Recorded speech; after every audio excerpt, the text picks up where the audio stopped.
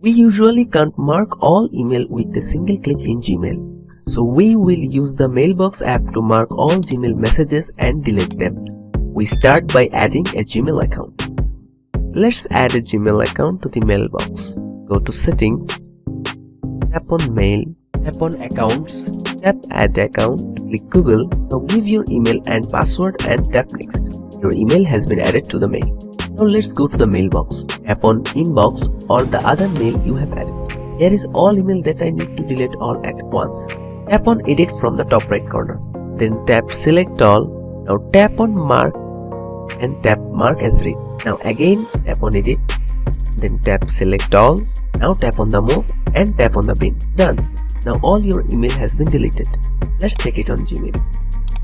See, all email has been deleted. Let's check out on the trash. Hope this video helps you. Please like and subscribe.